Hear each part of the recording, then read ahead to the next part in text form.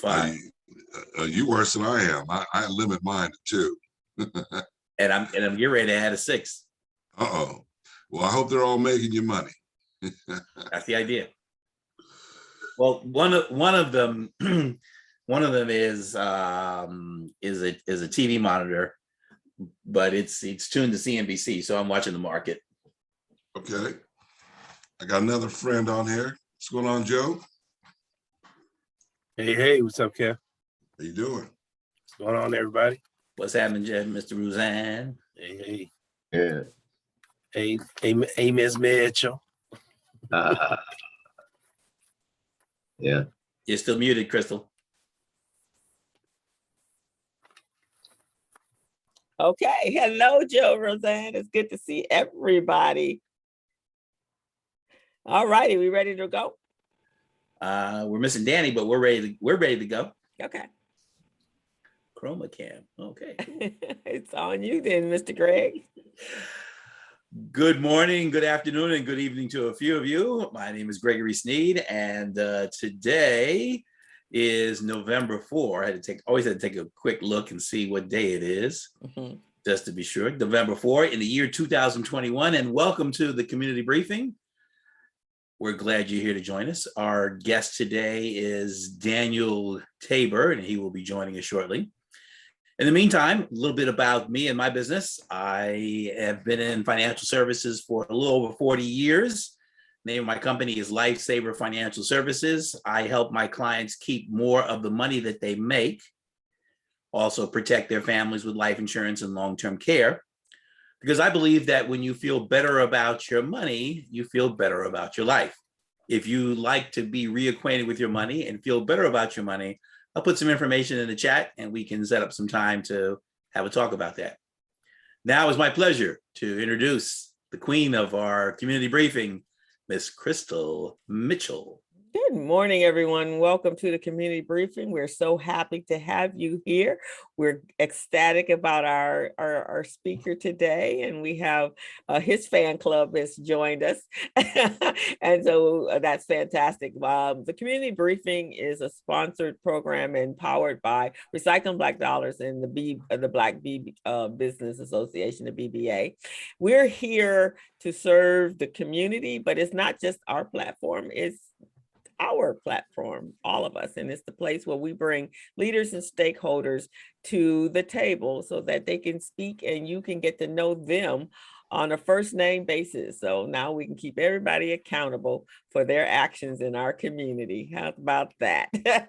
My name is Crystal Mitchell and I am the co-director of Recycling Black Dollars. I co-host the Business Zone with Crystal and Gilbert every Friday afternoon at 3. I co-host the community briefing here at 11 a.m. Tell a friend. And I am on Mondays now at 1 o'clock, and we talk about conversations on the patio. We talk about everything retirement. So welcome. This is your platform. This is a networking platform. So please put your information in the chat room, and I will turn it back over to Greg or Steven. Steven, you coming in later? Okay, Greg, there you go. All right. So it is my pleasure to welcome our community representative in many ways, and also a friend, Daniel Tabor. Mr. Tabor gets the award for both the shortest and the longest bio that we've had on the community briefing. I went to his LinkedIn and it says, oh, okay, Danny, he's done a lot more than this stuff. And then I got a bio and it's pages. I'm like, wow. So if I were to read all of this and all the things that he has done or doing, we would probably be here until Saturday morning.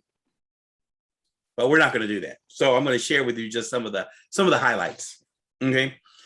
And this is from his bio here. Daniel K. Tabor. I never knew what the K stand for, but he'll share with us later. Has a long, distinguished career of public and private service to his community and to the country. He was elected to the Inglewood City Council way back in 1981. Man, that's 40 years ago, huh? Woo. And he served there for 12 years. He was reelected to the Inglewood City Council in 2007. He was elected mayor in a special election, and he served there until February of 2011. And then he returned to his family. He's done a lot of different things. He was working with Rideau and Company, a broker dealer. Let's see, he is at the helm of the foundation of Los Angeles Southwest College, was an executive director there. He's consulted with the Community Voice, PICO, a nationwide congregational organization movement. He has done work with the Community Benefits Agreement between LA World Airports and the LAX Coalition for Economic, Environmental, and Educational Justice. He served for 7 years as a program manager with the Community Development Commission, County of Los Angeles. He was also the Southern California liaison for the Office of Secretary, United States Department of Commerce. Now we're just on the page 2. Greg, you can stop at any point. Yeah, I will. Trust me, I will. Much Danny remains extremely active in the community with a number of different things here. Let's get to the important stuff. He is married and has 5 children. That's a job in itself. 5 kids, all right? True blessing. That's and a blessing, right? He has 8 grandchildren. That's the second job, okay? And he is educational. He had his Bachelor's of Science degree in Human Services Administration and Master's of Science degree from Springfield College. And he's currently a doctoral candidate for educational doctoral degree in educational leadership at Cal State Long Beach. And his dissertation study is entitled Afrocentricity, Cultural Proficiency, and Emancipatory Pedagogies. He's a life member of Kappa Psi. Say it without stumbling. Huh? He's a life member at Kappa Psi, and Brother Harbor there is also a member and active in the Long Beach Inglewood South Bay alumni chapter. He's also a member of the Center of Hope in Inglewood. My pleasure to introduce Daniel K. Tabor. Thank you very much, Greg. And indeed, as I look around, I see many friends, folks who go back to high school, and I'm hopeful that they will leave those stories for another time and won't ask those kind of questions in this period of time we have together today. So I have, at the request of Greg and Stephen, put together 10 points that I'd like to try and cover as quickly as possible. And obviously you've got a lot of folks who not only know me, but perhaps have questions about my perspective on local politics, current politics, and the like. So I'll try to get some of that as well. I do not intend to give a lecture. I come from an educational place where I'm actually teaching at Los Angeles Southwest College and at Trade Tech College, Los Angeles Trade Technical College in the business department, but I will save my lecture for those students. So let me be real quick. I shared with Stephen, and I'd like to talk about opportunities as well as challenges. So I'll cover these, I'll just state what these 10 things are, and then we can come back and dig into them. So I'm working with a group of educators, private sector folks, labor unions, community-based health organizations on what we call the Consortium for Public Health Informatics Training and Workforce Development. I'll come back to that. I'm supporting a movement by John Heath and representatives of local California cities to pass a constitutional ballot measure called Our Neighborhood Voices. I'm concerned that we have forgotten some of our history, so I'm rekindling this notion, hopefully in all of your minds and in the folk you communicate with, that just as in the past, we ran a campaign that said, don't shop where you can't work, that we should now consider don't eat where you can't work. And I'll explain that later if it's not already abundantly clear. I want to encourage all of you on this call and all of you to share with your, particularly college age children, but it could be college age nephews and nieces and the like, an encyclopedia of African-American business history that I was introduced to by Dr. Lance McCarthy, who's on the call today. I may ask Lance to share a little bit about it. The question I raise is, when we talk about business history, is the city of Los Angeles and the county of Los Angeles currently practicing discrimination against Black people in their support of and contracting in the public works and transportation space? A conversation we should have. A question I pose to you: when will Black folks fix the underperforming asset in their community?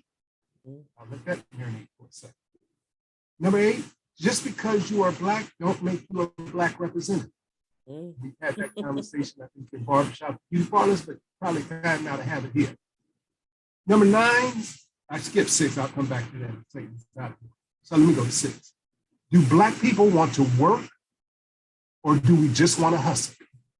Okay, I'll let that marinate for a second. Number 9, when are we going to listen to our children and help them become their better self? And the final point I'd love to talk about today is, where is the Recycling Black Dollars Black Business Director? I know y'all remember. So with that, Greg, I'm open for questions, or I can just dig in, however you want to handle. I'll answer the first one. Here's the directory. This was last year's directory. The new one is actually going to be coming out in the spring of 2022.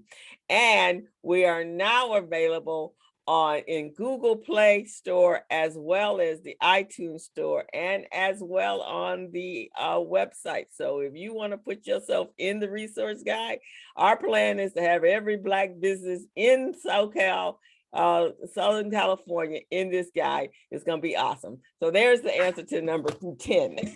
see, and that was number 10 was my softball for you, Crystal, and you just stole the show. Let's talk about it. All right, well, that's congratulations. And I'm glad well, I need to get my 2019 so that I can be prepared for my 2021 version. Let's do that. I will be reaching out. Hey, Danny, All right. can I interview a moment? Can Yes. you check your microphone settings? You started off real clear and then something changed. So we're hearing a little bit of a distortion from your audio. You know what? I think it's because my gardener decided to open up outside my window. So I'll try to moderate it a little bit if I can. Okay, gotcha. All right. Got it. Good. Normally they don't show up till 2 in the afternoon, so I thought we were safe. But of course they'd come now. Oh yeah, but of course. That in the Amazon. Yeah, right. All right. So what is CCPHIT? What is Public Health Informatics Technology? I'll start there. I got invited to participate become a member of the the Special Pandemic Management Team at the University of California, Berkeley. And in that team are academics, researchers, health professionals, public health professionals that are looking at how we might respond, we being the collective communities, the country, the world, in times of pandemics as we go forward in the future, how we might better respond. In that effort, to look at that from a variety of different places, from how the government responds, how the communities respond, how information is generated. Shortly after that, the Office of National Coordination with the Department of Health and Human Services issued a notice of funding availability because they recognized that we were at least 4,000 people short on the street, people who could collect data, who could interpret and analyze data, people who could put together policy frameworks so that we could respond more appropriately to COVID-19 as it spread across the country and impacted communities of color, communities, underrepresented populations, and the broader notion of the society. And as you saw, as we all experienced, more fake news was generated than true news. And so with that, we continue to suffer through the pandemic. So this effort by the Office of National Coordination was an opportunity for public health organizations and entities to apply. Our group put together a statewide consortium consisting of UC, CSUs, community colleges, public health organizations, private sector partners, and labor unions, and applied and were funded to train minority, and I have difficulty using that word, so I'll come back to it this way, underrepresented populations in public health informatics. In our effort to put together the consortium, we talked to the California Department of Public Health, and they indicated that if they could hire within the next 3 months, 6,000 trained public health informatics technicians, given the need they have today, that they could hire them all within the next 3 months. The problem is neither the curriculum, the training, or the program exists. So the challenge for our consortium and the 10 entities that were funded across the country is to work together to create a curriculum that will train in public health informatics, that will provide internships placed in strategic community-based organizations and locations where they can perfect their expertise, but more importantly, provide an initial service and then build out the career opportunity. Now, the interesting part of this, and the reason I bring it up, is because the Office of National Coordination is a small, nondescript organization within the U.S. Department of Health and Human Services, but they're NOFA required that you be a minority serving institution to be eligible to apply, and that your target population be people of color, underrepresented populations in your state, in your service area, however it was you defined it. And in our effort, we are clear, and I sent Steve a deck, 4-page deck that talks about what we intend to do. But in our effort, we are clear that this is a space where interested, incumbent working, currently working, or new students could be trained in a technical skill that would increase their earning potential, be a career opportunity, but more importantly, serve a unique need we have in our community, because we don't have a consistent ability or even a primary ability to collect in real time data about our public health experience and use that data to better inform not just our elected officials, but our service providers, our health providers, and others who could assist us in responding more efficiently and effectively and create better health outcomes for our community. So I share that as one point. I don't know if you want me to stop and engage in dialogue there, Greg, or not. How would you like me to do it? Just keep rolling. I can do that. So our neighborhood voices, some of you may know, and I cover this way, that just this past, what month are we in? October past July, August, September, around that time, the governor signed Senate Bill 9 and Senate Bill 10. If you weren't on point, didn't know what was going on, here's what happened. The state legislature, the Senate Pro Tem, and the Assembly leadership pushed the legislation that would essentially allow the termination of what we call single-family zoning, under the notion that single-family zoning was exclusionary and didn't provide an opportunity for the amount of housing, affordable housing, that needed to be developed to support the housing demand we have in Los Angeles or in the state of California. The fact of the matter is that both pieces of legislation are devoid of any mechanism for increasing affordable housing. It was simply an opportunity for, the members of the legislature who supported it to allow their financial invested friends, the hedge funds, the high net worth individuals, and the trust organizations that bought the foreclosed properties in the mid 2000s when we had the housing crisis, to now take a second bite of the apple by allowing them to split their single family lot in your neighborhood and build on either lot or both lots up to 4 units of additional housing, and add, if they choose, the auxiliary dwelling unit in the back. So let me do the math for you. That would take one single family home and turn it into 10 living units on that same piece of property in your single family residential neighborhood. Now, what's the problem with that? Well, a couple of problems. One is the law doesn't require that they do anything to the infrastructure. So where's the additional water, sewer requirement? Where's the trash? But more importantly, from us in Southern California, where's the parking? Where's the parking? So let me go a step further. In Los Angeles County, in South Los Angeles, 20,000 plus 20,000 units of single family properties were purchased by folks like BlackRock and other hedge funds during the housing crisis. They now have the ability tomorrow, well, actually they've had the ability now for a month and a half, to send all of their renters, people who are renting the homes they used to live in, because the homes were foreclosed when they lived in them due to the housing crisis, a notice saying you're being evicted and you got 30 days to go because there is no rent control in single family zoning, in single family housing. So they're out. They then get to build. They get to impact our communities. The flip side of that coin is when you do look historically, where is the wealth in the Black community?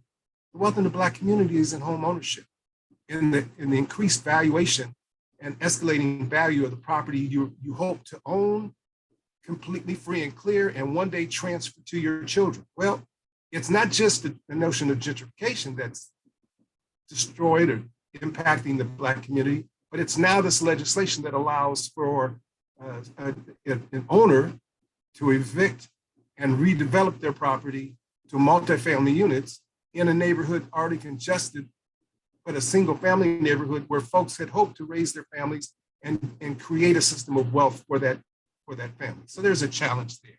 I'll move on. I asked the question about and suggested that we need to consider not eating where we can't work. I just simply asked this question. How many of you have been to a Mexican food restaurant and seen a Black worker? We ain't there. So why are we putting their children through college? Why are we putting them into a wealthy environment? Why are we supporting and eating food that may not even, I love Mexican food. So let me be clear. I'm conflicted every time I think about going to get my enchiladas, my fish tacos and the rest. I'm just keeping it real. But I stop at the door and ask myself, am I part of the problem in this frame? Can I do something to change this paradigm? And I think we can. I think collectively as a community, if we begin to utilize our intelligence and our intellect and make decisions that are in our own interests, that we can have the kind of impact we want. And I'm certain that if all of a sudden Black folks stop showing up at Mexican restaurants, someone would ask why and would realize, oh, maybe we need to employ a few, that we might then be able to garner back our customer support. Just a question. You could apply it across the line to the next series of conversations.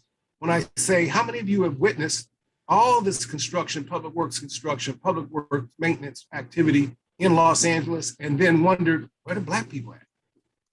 You drive down the street, you see it, and folks say, well, that's because Black folks don't want to work. Don't lie to me. We might want to hustle more than we want to work, but we don't want to be poor. We don't want to sit on the sidelines. And there are young people who are looking and older folks who are looking for that next opportunity. So yes, we are our own worst enemy when we don't actively participate, but the system that we pay taxes into should reflect the benefits across the communities. And we are not reflected in receiving the benefits of public works financing or transportation financing. Just keeping it real. And it's not like I'm only having this conversation here. I've had this conversation with others in the elective office as well. I'll jumble a couple of these things together. The Encyclopedia for African-American Business History is an important volume because it talks about the fact that we didn't just come into this. Our first experience in entrepreneurship was not in Tulsa. It was as African slaves on the plantations, trying to make a better way for our experience at that time that continued to grow through emancipation, that continued to grow through the turning of the First World War, Second World Wars. When you look at, and some of you probably have a copy of the Who Invented This that talks about the inventions created by Black folks, then we know that, there would be no Nike, there would be no Adidas, if it wasn't for the Black man who created the shoe lasting invention. We would not be able to talk to one another in this fashion had it not been for a gentleman, Haldreth Walker, who was part of the team that first utilized the laser to measure the distance between the Earth and the Moon as part of the Apollo 7, a Black man who worked with the inventor of the laser and then commercialized that process in other industries. Again, without the hands of Black people involved in this country and in other parts of the world, we are without many of the benefits that exist in the societies we have today. Final point I want to make is, I asked the question, when are we going to, and I'll combine these two, when are we going to do something about that underperforming asset in our community tied to when are we going to listen to our children and help them become the better person they're set to be? And what I mean by that is we all have underperforming public schools in our neighborhoods where we live. Well, I shouldn't say we all have. Some of you all have moved on and out, so let me be real. But in our communities, we have this underperforming asset that impacts the value of the property we own. And if we don't do something to improve that underperforming asset, exception of this one period of gentrification we've experienced that ain't gonna last forever, we will have an underperforming asset that continues to drag down the value of the home we own. So we need to be concerned about public education and recognize that the benefits that were accrued through legislative, legal action, through civil protests will only last as long as those of us who are aware and conscious have the ability to maintain the quality and integrity of the education we expect our children to receive. Now, most of us on this call don't have elementary school or high school age children anymore, but our children's children, our grandchildren will be going through those same schools. And all of you who say, well, I've sent mine to charter school, then you're paying double. You pay your taxes for a public school system and you then pay into a charter school environment. Let's be real. How much more could you get if you didn't have to pay that additional cost to send your child or take your child across the community to get a good education, and they could get that same quality education with just a little bit more effort on your part in the neighborhood? Just a thought. When we start listening to our children, what do I mean? I mean, they have ideas. They're seeing the world much faster than we ever saw it, acknowledging the technology that's available to them. You know, they have more power in the palm. I'm borrowing this from Dr. Lance, who we talked the other day, but it's true. They have more power in the palm of their hand with their cell phone than all the presidents before 1996 had at their disposal with the government of the United States behind them. Think about that for a second. Steve Turner, I see your hand. I just want to interject because Kevin Harbour has to leave, but he has one burning question he likes to ask. Kevin? I think he left. Oh, He's is he still there? there. There But he looks like he's still here. There he is. What's up, Frat? You got to unmute. Hey, Gotta you're unmute yourself. muted. I'm doing double duty, but I want to just ask Danny, about mobilizing around housing. You mentioned that, that I've done housing forums to try to deal with how do we bring in the stakeholders to deal with those issues that drive up housing. Now, in our last forum in September, we found a company, SDS Capital and RMT Housing, that can build a unit for $200,000. The details is where the interesting thing is what does that mean? And the issue around density, we got to do something because, our kids, right, don't have the same opportunity that we had to build wealth, to narrow that gap. And then there's the digital divide.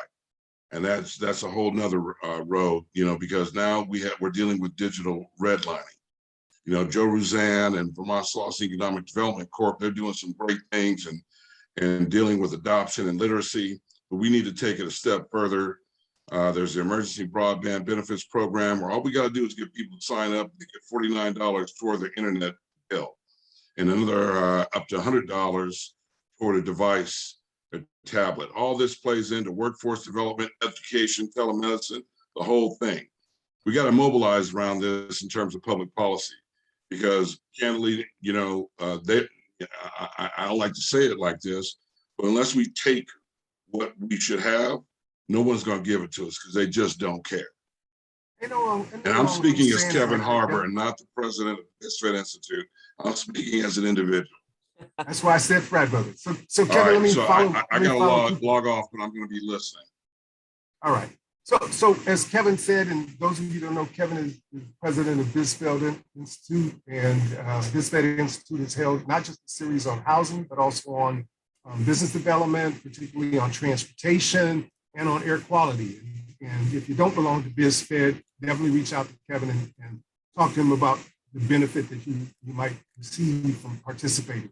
But just to cover two pieces.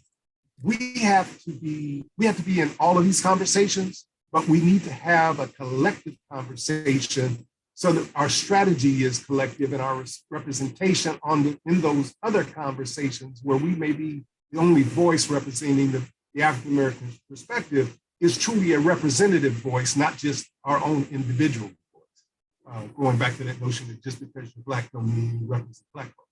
If you ain't talking to us, how can you represent it? All that.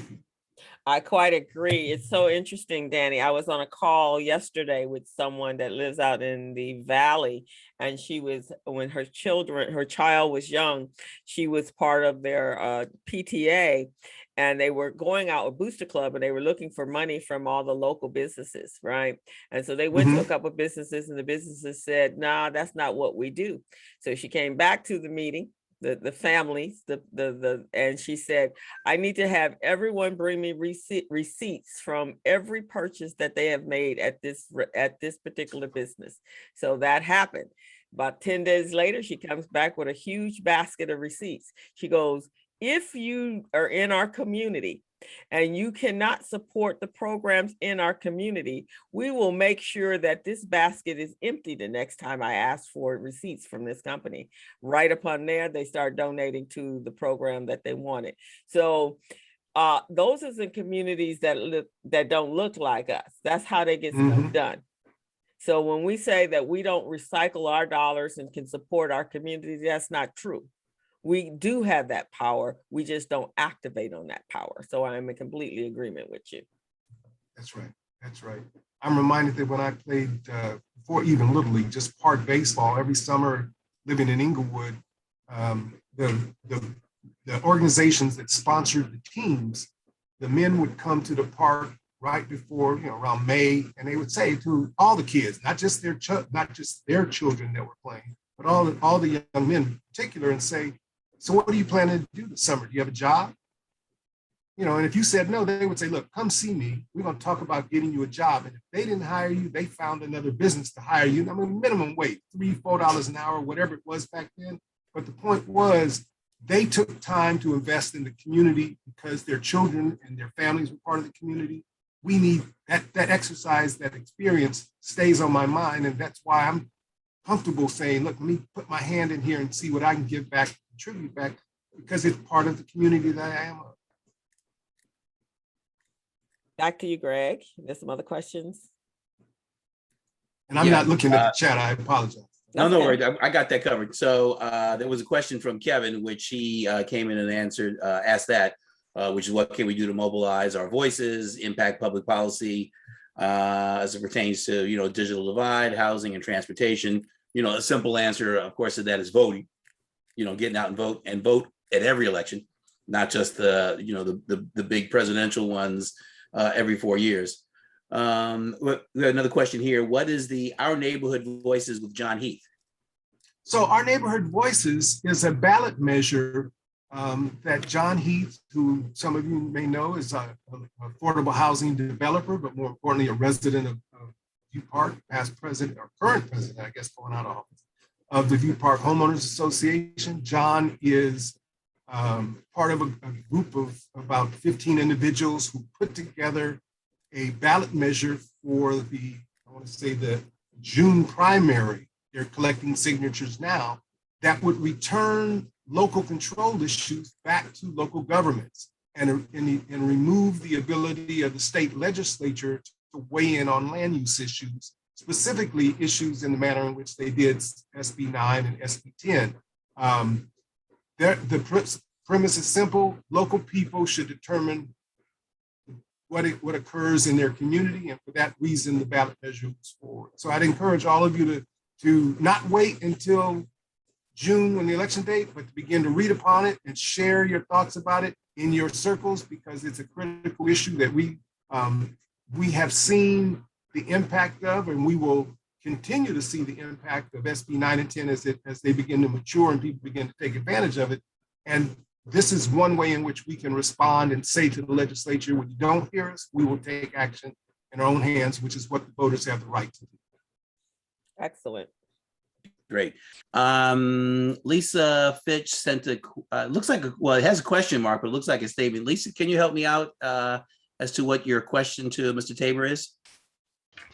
Well, yes. Hi, this is Lisa with our weekly newspaper. Good morning, everyone. Good morning. Hi, Lisa. Yeah, I used to work at the LA City College, and I know that more Blacks need to get into public health, but some of the colleges, especially the community colleges, students have a hard time getting into the classes they need each semester to advance in the field. I mean, is a consortium addressing that? So Lisa, let me answer your question in two ways, and thank you for bringing that up. As you all know, community colleges are open access campuses, meaning you don't have to apply to attend. You just simply come in and register for the classes you want.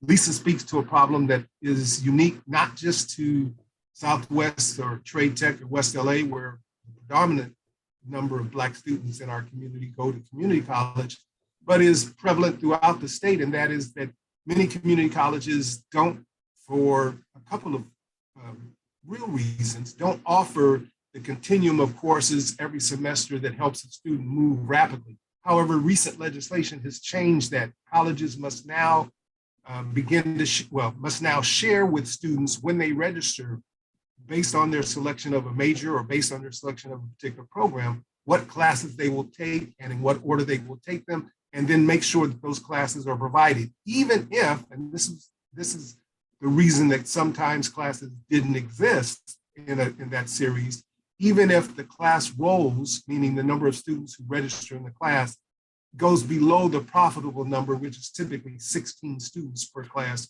for a community college. So, for example, the state legislature has said, and the Community College Association has agreed, that we need to be offering classes to help students succeed in their major study, either for a certificate or a degree or transfer, as quickly as possible. So they're not paying additional tuition costs for that. And in that end, they're now accepting courses or offering courses that may only have 10 students enrolled or 8 students enrolled. How much longer they'll be able to do that will depend on the legislature also recognizing the expense and fully funding the community college system. And that's it. But so Lisa, yes, in terms of the consortium, yes, we are working in a consortium on the curriculum for public health informatics from the standpoint of what we call stackable certificates, which are 8-week courses leading to a certificate, leading to a package skill set that individual not interested in a degree, not interested in transfer, could then take right into the workforce and be employed, gainfully employed in that career. Or they could earn the stackable certificates, decide, oh, maybe I do want a degree. Maybe I want to go a little farther and take that knowledge and go right in, not have to repeat any courses, but use that knowledge to continue to matriculate along the line, becoming an analyst or becoming even a policy analyst, policy writer at the doctoral level if they chose. Thank you. I'll address one of the statements that you brought up early is do not eat where we can't work. I'll add this dynamic is it's challenging to eat where we won't work. Now I participated in a discussion where there was a Black business owner, and he was being given a hard time for having non-Blacks working in his shop. And he mentioned, and a couple of other business owners chimed in, the struggle that they have in retaining or getting Black employees to work, show up on time, and not come with unreasonable requests for time off, like I got to do this, that, and the other, leaving them without somebody to man the place. And so that is a challenge, and I think that has to come with providing guidance to our young men, the value of hard work versus just trying to, make a quick dollar. What are your thoughts on that part of it? So Greg, I think that's a real problem. And I would expand it to say not only educate our young men and our young women, but fundamentally, I think it requires a cultural change within our community that we're not, and I can't blame it on the young people. because the experienced folks are the older folks. And if we haven't communicated the value of work to our children, to our children's friends, then where are they supposed to learn it from? Because if they're listening to their peers and all of their peers are not being trained the value of work, the importance of production, the fact that we live in and exist in a capitalist republic where there are workers and there are owners, and that if you're not the owner, then you're not entitled to be able to dictate what occurs, then we've dropped the ball, and we need to pick the ball up and come back and begin to do that. I mean, it's a clear conversation that for whatever reason is not being replicated throughout our community. I'll give you a different example. I chose, when I was first elected on the city council, not to fault the victim. And in this instance, specifically, I was talking about not to be mad at the brothers and sisters who were on the street selling drugs. All right, I'm gonna let that sink in for a second. I chose not to fault them because they were involved in an entrepreneurial enterprise. And if I eliminated the product from the conversation, I could have with them a conversation about their entrepreneurial experience and identify them as in the marketing phase, in the product design, I would say not product growth phase for those that were growers, in the product transit phase, in all of those, and break down for them how business worked in that environment. And I even went so far as to testify before Congress to say, look, we need to treat these young entrepreneurs in the same way you all did your friends, the Rothschilds, the Oppenheimers, and the Kennedys.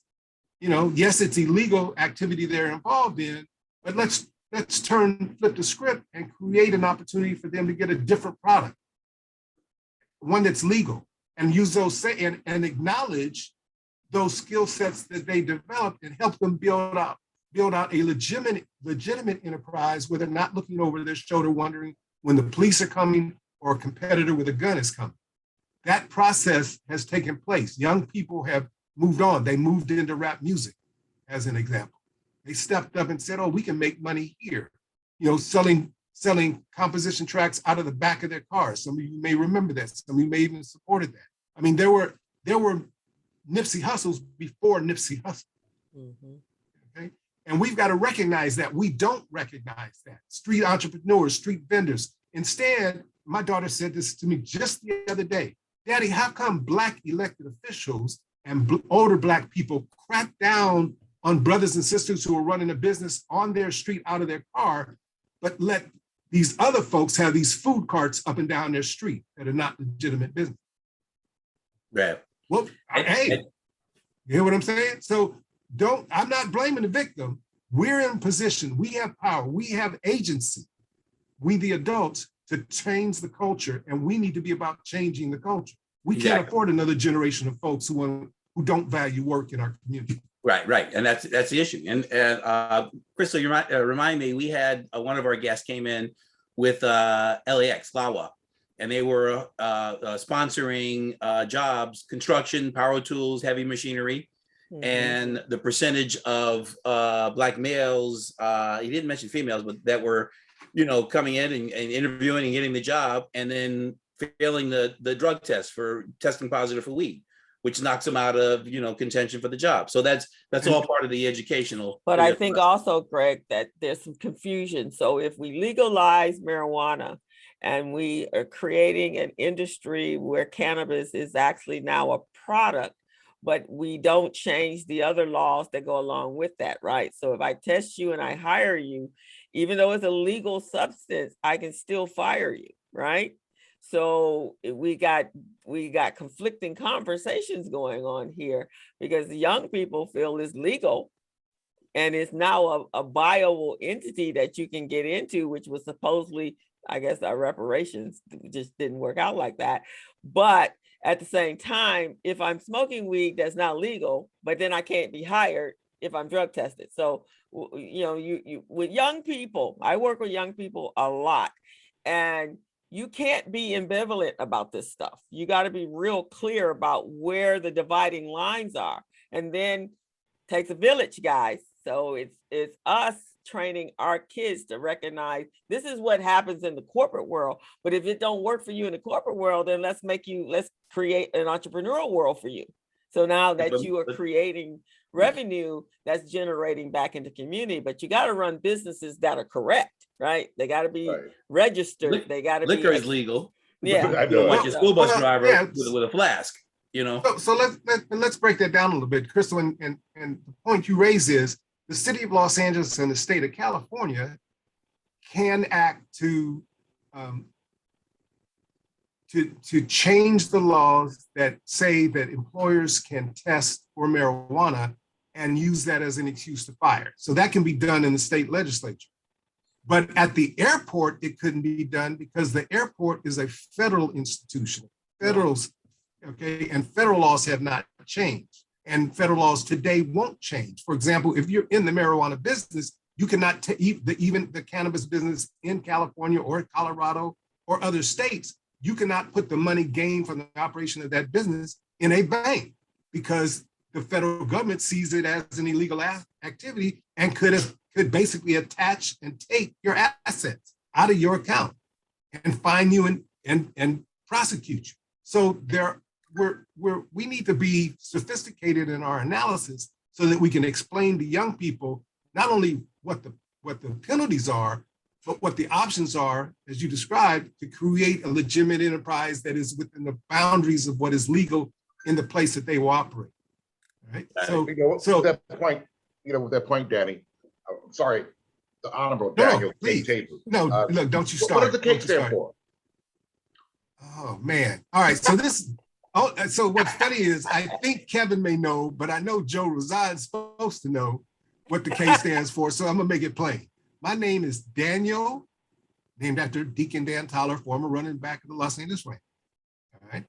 Kenneth, named after my father's best friend who introduced him to my mother. Okay. Tabor. Right. Right. Well, with that being the case, I want to quickly introduce Kane Nichols, who was the executive director of the Black Cooperative Investment Fund. Kane has a question for you, Mr. Tabor. Yes. Hey, Brother Tabor. It's good to hear from you. What's up, my brother? I echo your sentiments in terms of the understanding the parallels of an entrepreneur going from hustler to operator to business owner. Coming up in LA, I would see the parallels, and never did I think that cannabis would come out of prohibition in a way that in my lifetime. And so I do understand what you're saying and understand the double standard, whereas a young person may say, well, this is a booming industry. I can make flyers, I can make containers, but I don't understand the cannabis business. And the uncle or the aunt is, may have been formerly incarcerated, but that is actually the subject matter expert in this particular space. When it comes to access to capital, what are your thoughts in terms of, because we sometimes as older folks now, where I like to think I'm still in the middle, where we have things called like sin stocks or sin things that we don't invest in or we don't put money into. So for example, alcohol, obviously the P word and other things that it just kind of goes against our morals, but we're seeing a big success with our artists in liquor, in cannabis. And these are the things that we're kind of stymied because we're seeing the success on social media and traction, but we can't translate that to the street. And so when it comes to access to capital, that's not, again, to what Sister Crystal said, that's not what we do, right? So how do we start to open up those conversations, even though we still have the stigma of a liquor store on the corner type of mentality? So Kane, gosh, I don't know if everybody here knows what Kane is doing now in the organization he leads, but I won't even attempt to describe it because of all the elements. He's been on the show. He's been on the show. Good to know. Yeah. All right, there we go. All right. And by the way, Kane, you are in the middle. So, making me feel old, but that's okay. That's okay. I think, so I use this expression. Think big, but start small. Right? Think big, but start small. So we've created an entity called the Birch Fund, Birch Capital Partners, the Birch Fund. essentially, it's an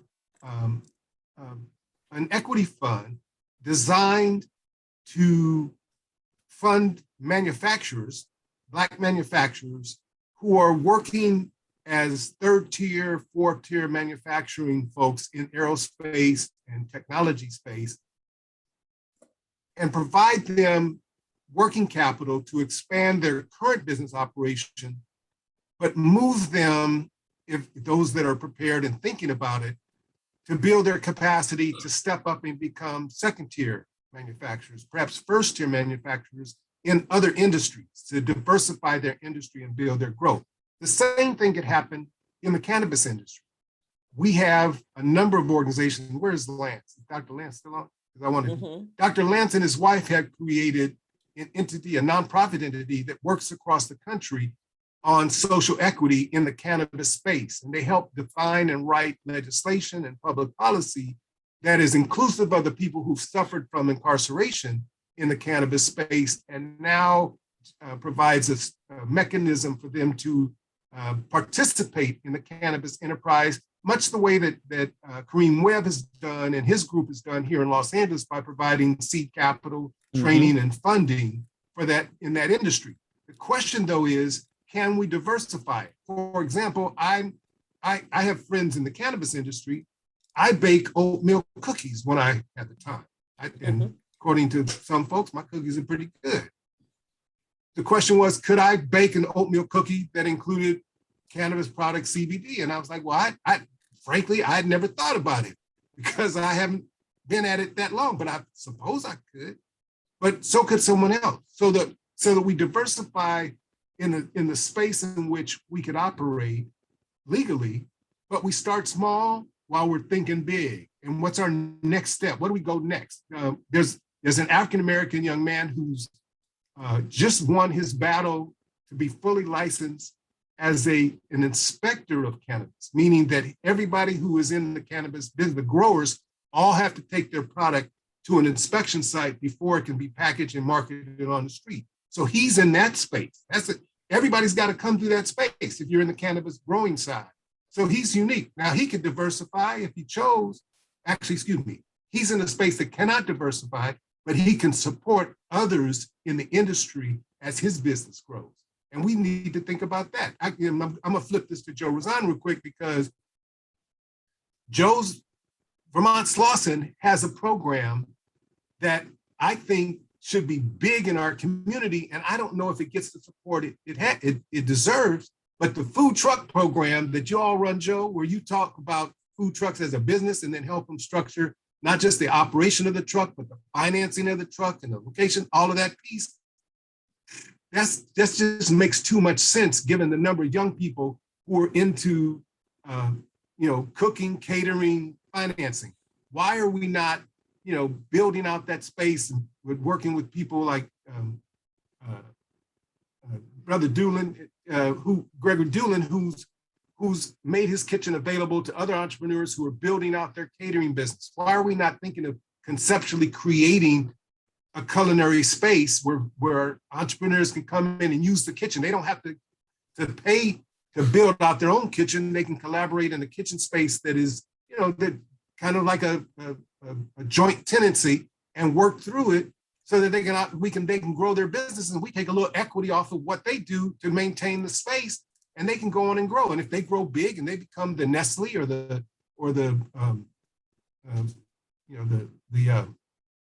next big culinary person, then we all benefit from their growth and that opportunity. So we just got to think about it in that context. Brother King, thanks for bringing that. And you can go there and make your cookies, right?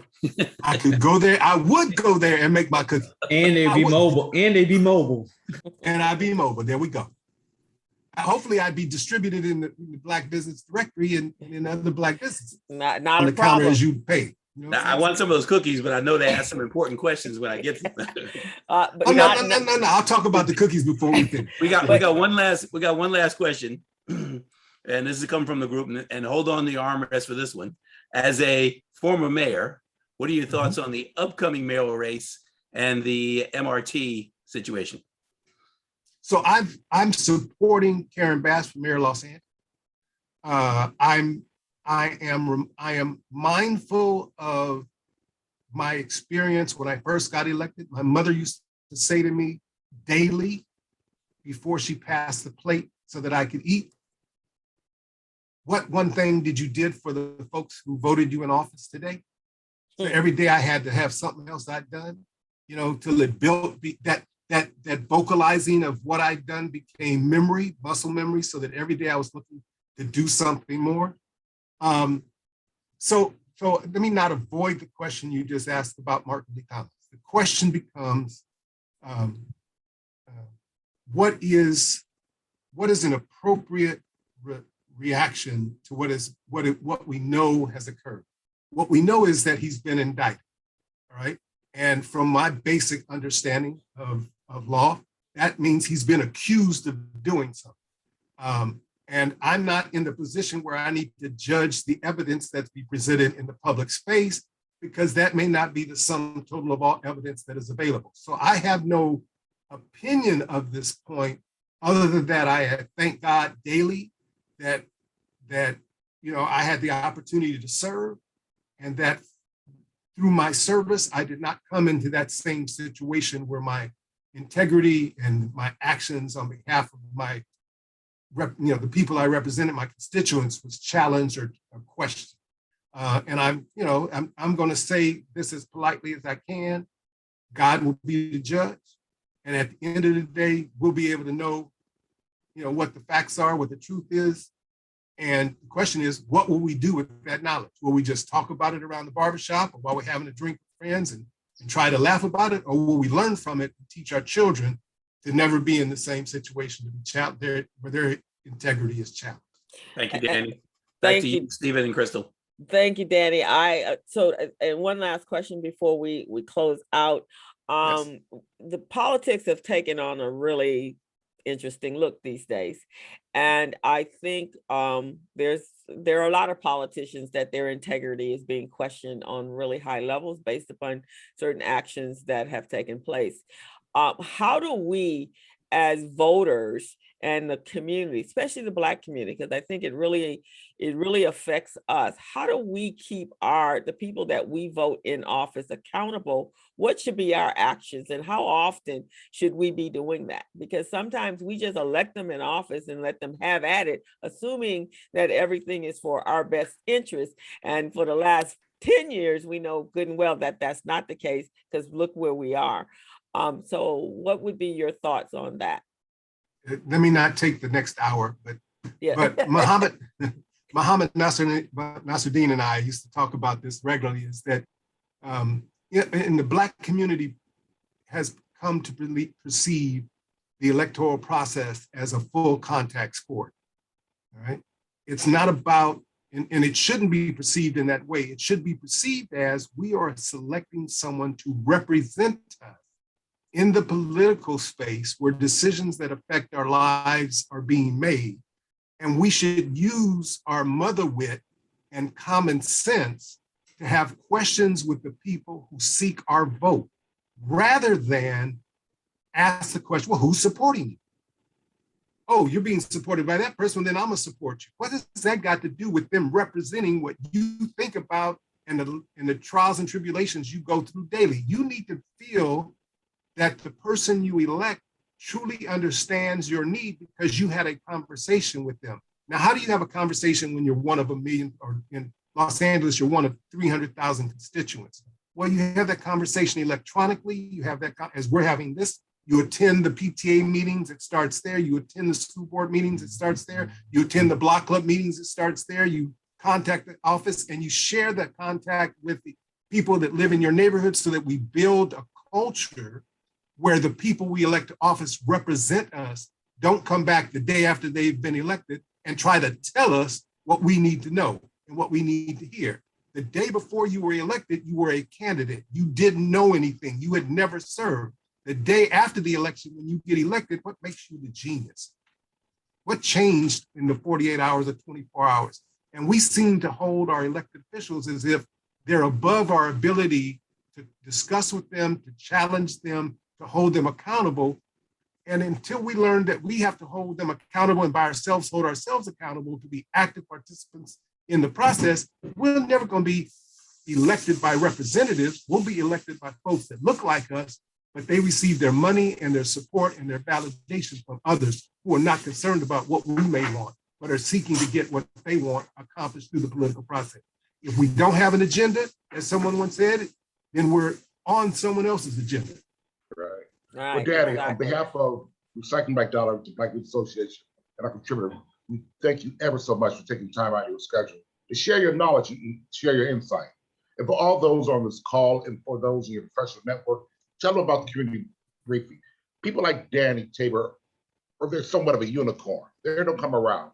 It's the forum like Crystal has created that we have here today.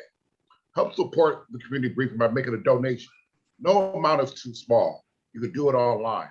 Also, next week, our special guest is Lance Trigg, President of Operation for Operation Hope. Crystal, any closing comments? I just want to thank you all for supporting the platform, and please continue to come back and tell a friend. Important conversations are here, and you have an opportunity to speak to the people that are sitting at the table making decisions, or at least hearing the decisions being made for you. And this is what I always say, Danny, if you're not at the table, then you're on the menu. There it is. There it is. So you want to make sure you're sitting at the table. So I want to thank you. I also wish that thank you, Danny. It's been a great and enlightening conversation. Prayers up still, guys, for our other co-host, Miss Robin Billups. She's recovering, so we still want to pray because we want her here in another month or so back on the platform. She's got a valuable voice in our community. It would be a huge void if there was anything that took her away from us. So prayers up. I want to thank you guys all for supporting us. Check the chat. You can upload or download your app in your either the Google Store or the Apple Store, or you can go to the website. All that information is there. We need you all to be in the resource guide so that we are eating and playing and shopping at places that look like us to keep our dollars recycling in our community. So thank you so much. And we will see you guys next Thursday at same bat channel, same bat time, 11 o'clock. See you guys. Have a great one. Thank you very much. Look at your phone, Mr. Tabor. Hey.